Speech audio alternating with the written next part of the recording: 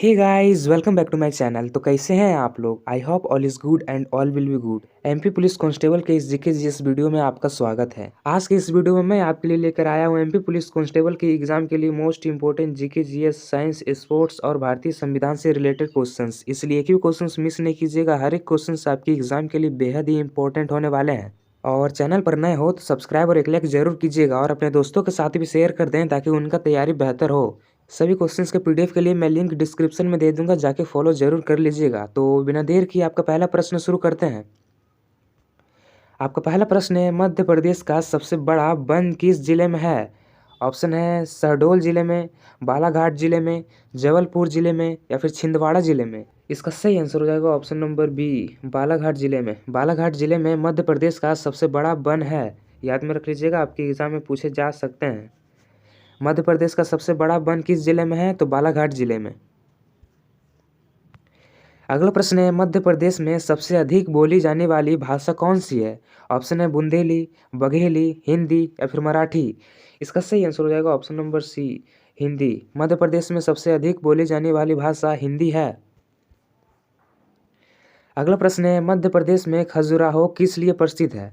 Option है मंदिरों के लिए, गुफाओं के लिए, नदी घाटियों के लिए या फिर किलों के लिए। इसका सही आंसर हो जाएगा ऑप्शन नंबर ए, मंदिरों के लिए। मध्य प्रदेश में खजुराहो मंदिर के लिए प्रसिद्ध है। याद में रख लीजिएगा, इंपॉर्टेंट क्वेश्चन है, आपके एग्जाम में पूछ सकते हैं। अगला प्रश्न है, अनुच्छेद 40 किससे संबंधित है? ऑप्शन है ग्राम पंचायतों का संगठन से, शिक्षा का अधिकार से, महिला आरक्षण से या फिर समान वेतन से। इसका सही आंसर हो जाएगा ऑप्शन नंबर ए, ग्राम पंचायतों का संगठन से। ग्राम पंचायतों का संगठन से अनुच्छेद 40 संबंधित है। अगला प्रश्न है, राज्य के नीति निदेशक तत्व किस भाग में है? ऑप्शन है भाग 3 में, भाग 4 में, भाग 5 में या फिर भाग 6 में। इसका सही आंसर हो जाएगा ऑप्शन नंबर बी, भाग 4 में। राज्य के नीति निदेशक तत्व भाग 4 में है। अगला प्रश्न है, नीति निदेशक तत्व कितने अनुच्छेदों में है? इसका सही आंसर हो जाएगा ऑप्शन नंबर बी, अनुच्छेद 36 से 51 में है। अगला प्रश्न है, राज्यसभा के सभापति कौन होते हैं? ऑप्शन है प्रधानमंत्री, राष्ट्रपति, उपराष्ट्रपति या फिर लोकसभा अध्यक्ष। इसका सही आंसर हो जाएगा ऑप्शन नंबर सी, उपराष्ट्रपति। उपराष्ट्रपति राज्यसभा के सभापति होते हैं। याद में रख लीजिएगा, वेरी वेरी इंपॉर्टेंट क्वेश्चन है। राज्यसभा के सभापति कौन होते हैं? तो उपराष्ट्रपति। अगला प्रश्न है, वित्तीय आपातकाल किस अनुच्छेद में है? ऑप्शन है अनुच्छेद 352 में, अनुच्छेद 356 में, अनुच्छेद 360 में या फिर अनुच्छेद 368 में। इसका सही आंसर हो जाएगा ऑप्शन नंबर सी, अनुच्छेद 360 में। अनुच्छेद 360 में वित्तीय आपातकाल है। अगला प्रश्न है, भारत के संविधान में अब तक कुल कितने संशोधन हो चुके हैं 2025 तक? ऑप्शन है 101, 104, 106 या फिर 108। इसका सही आंसर हो जाएगा ऑप्शन नंबर सी, 106। भारत के संविधान में अब तक कुल 106 संशोधन हो चुके हैं। अगला प्रश्न है, बिजली के बल्ब में टंगस्टन क्यों प्रयोग किया जाता है? इसका सही आंसर हो जाएगा ऑप्शन नंबर बी, उच्च गलनांक के कारण बल्ब में टंगस्टन प्रयोग किया जाता है। अगला प्रश्न है, ग्रहों की गति के नियम किसने बताए थे? ऑप्शन है कैपलर ने, न्यूटन ने, गैलीलियो ने या फिर आइंस्टीन ने। इसका सही आंसर हो जाएगा ऑप्शन नंबर ए, कैपलर ने। कैपलर ने ग्रहों की गति के नियम बताए थे। अगला प्रश्न है, मनुष्य की आंखों का रंग किस पर निर्भर करता है? ऑप्शन है पुतली पर, आइरिस पर, लेंस पर या फिर कॉर्निया पर। इसका सही आंसर हो जाएगा ऑप्शन नंबर बी, आइरिस पर। मनुष्य की आंखों का रंग आइरिस पर निर्भर करता है। अगला प्रश्न है, वायु में कार्बन डाइऑक्साइड की मात्रा लगभग कितनी है? ऑप्शन है 0.04%, 1%, 5% या फिर 10%। इसका सही आंसर हो जाएगा ऑप्शन नंबर ए, 0.04%। 0.04% वायु में कार्बन डाइऑक्साइड की मात्रा है। वायु में लगभग 0.04% कार्बन डाइऑक्साइड की मात्रा है। अगला प्रश्न है, कृत्रिम उपग्रह पृथ्वी के चारों ओर किस बल से घूमते हैं? ऑप्शन है चुंबकीय बल से, गुरुत्वाकर्षण बल से, विद्युत बल से या फिर संवेग बल से। इसका सही आंसर हो जाएगा ऑप्शन नंबर बी, गुरुत्वाकर्षण बल से। कृत्रिम उपग्रह पृथ्वी के चारों ओर गुरुत्वाकर्षण बल से घूमते हैं। अगला प्रश्न है, लोहे पर जंग किसके कारण लगती है? ऑप्शन है ऑक्सीजन के कारण, नमी और ऑक्सीजन के कारण, धूल के कारण या फिर धूप के कारण? इस सवाल का जवाब आप कमेंट में देकर बताइए। लोहे पर जंग किसके कारण लगती है? कमेंट में जरूर देकर बताइएगा। अगला प्रश्न है, जीवाश्म ईंधन में कौन सा शामिल नहीं है? ऑप्शन है कोयला, पेट्रोलियम, प्राकृतिक गैस या फिर यूरेनियम। इसका सही आंसर हो जाएगा option number D, uranium. Uranium जीवाश्म ईंधन में शामिल नहीं है। अगला प्रश्न है, किस धातु को धातुओं का राजा कहा जाता है? ऑप्शन है सोना को, चांदी को, लोहा को या फिर प्लेटिनम को। इसका सही आंसर हो जाएगा ऑप्शन नंबर ए, सोना को। सोना को धातुओं का राजा कहा जाता है। अगला प्रश्न है, सबसे शुद्ध रूप का कार्बन कौन सा है? ऑप्शन है कोयला, ग्रेफाइट, हीरा या फिर चारकोल। इसका सही आंसर हो जाएगा ऑप्शन नंबर सी, हीरा। हीरा सबसे शुद्ध रूप का कार्बन है। अगला प्रश्न है, सबसे अधिक ऊर्जा किससे प्राप्त होती है? ऑप्शन है कार्बोहाइड्रेट से, वसा से, प्रोटीन से या फिर विटामिन से। इसका सही आंसर हो जाएगा ऑप्शन नंबर बी, वसा से। सबसे अधिक ऊर्जा वसा से प्राप्त होती है। अगला प्रश्न है, भारत का संविधान किस वर्ष तैयार हुआ था? ऑप्शन है 1947 वर्ष को, 1949 वर्ष को, 1950 वर्ष को या फिर 1952 वर्ष को। इस सवाल का जवाब आप कमेंट में देकर बताइए। भारत का संविधान किस वर्ष तैयार हुआ था? कमेंट में देकर जरूर बताइएगा। अगला प्रश्न है, मध्य प्रदेश के किस जिले में भीमबेटका की गुफाएं स्थित है? ऑप्शन है भोपाल जिले में, रायसेन जिले में, विदिशा जिले में या फिर सीहोर जिले में। इसका सही आंसर हो जाएगा ऑप्शन नंबर बी, रायसेन जिले में। मध्य प्रदेश के रायसेन जिले में भीमबेटका की गुफाएं स्थित है। अगला प्रश्न है, मध्य प्रदेश का किस शहर को झीलों की नगरी कहा जाता है? ऑप्शन है भोपाल शहर को, ग्वालियर शहर को, उज्जैन शहर को या फिर जबलपुर शहर को। इसका सही आंसर हो जाएगा ऑप्शन नंबर ए, भोपाल शहर को। मध्य प्रदेश के भोपाल शहर को झीलों की नगरी कहा जाता है। अगला प्रश्न है, किस धातु को भविष्य की धातु कहा जाता है?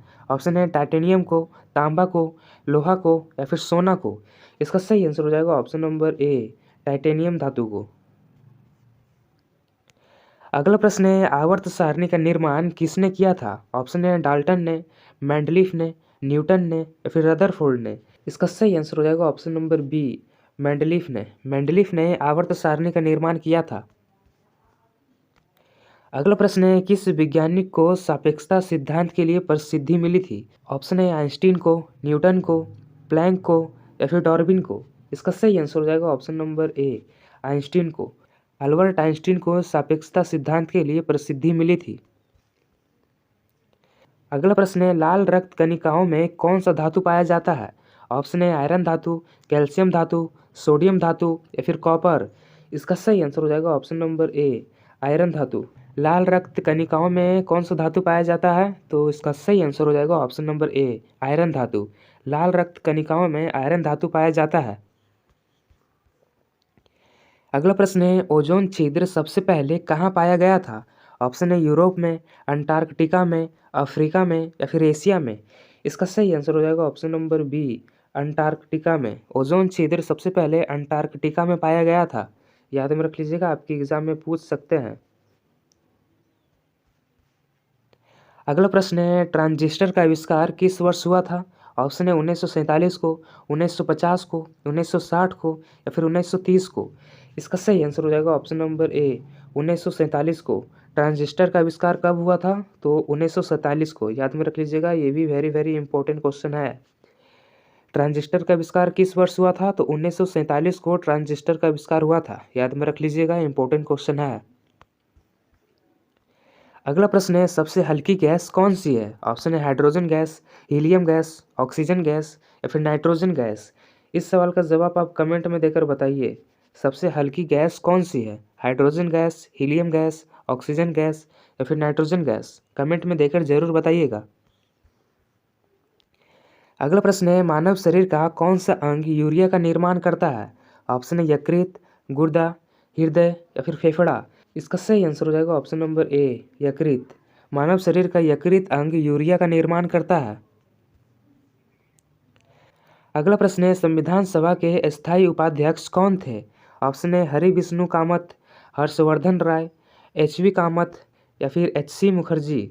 इसका सही आंसर हो जाएगा option number D, H C Mukherjee संविधान सभा के स्थायी उपाध्यक्ष थे। याद में रख लीजिएगा, वेरी वेरी इंपॉर्टेंट क्वेश्चन है, आपके एग्जाम में पूछे जा सकते हैं। संविधान सभा के स्थायी उपाध्यक्ष कौन थे? तो एच सी मुखर्जी, याद में रख लीजिएगा, इंपॉर्टेंट क्वेश्चन है। अगला प्रश्न है, संविधान सभा में राष्ट्रीय ध्वज को कब अपनाया गया था?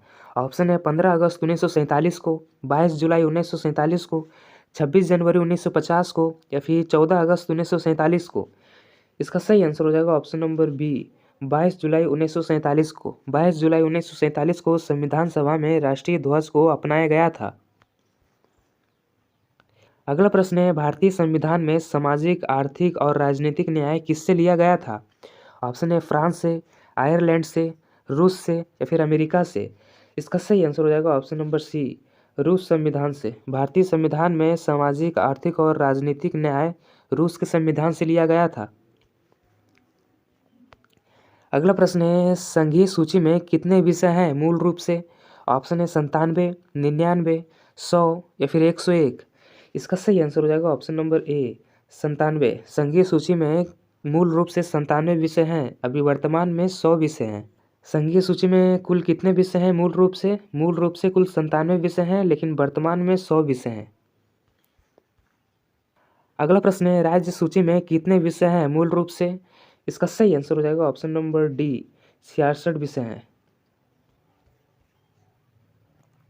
अगला प्रश्न है, साबरमती सूची में कितने विषय हैं मूल रूप से? ऑप्शन है 47 विषय, 52 विषय, 54 विषय या फिर 57 विषय। इसका सही आंसर हो जाएगा ऑप्शन नंबर ए, 47 विषय। साबरमती सूची में कुल 47 विषय हैं मूल रूप से, अभी वर्तमान में 52 विषय हैं।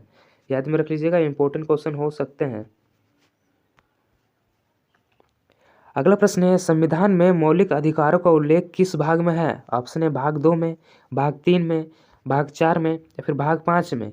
इसका सही आंसर हो जाएगा ऑप्शन नंबर बी, भाग 3 में। संविधान में मौलिक अधिकारों का उल्लेख भाग 3 में है। अगला प्रश्न है, मौलिक अधिकारों को कितनी श्रेणियों में विभाजित किया गया है?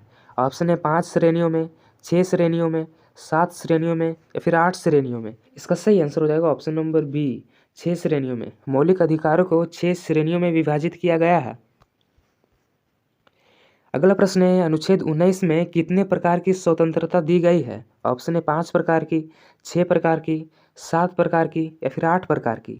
इसका सही आंसर हो जाएगा ऑप्शन नंबर बी, 6 प्रकार की। अनुच्छेद 19 में कुल 6 प्रकार की स्वतंत्रता दी गई है। याद में रख लीजिएगा, वेरी वेरी इंपॉर्टेंट क्वेश्चन है, आपके एग्जाम में पूछे जा सकते हैं।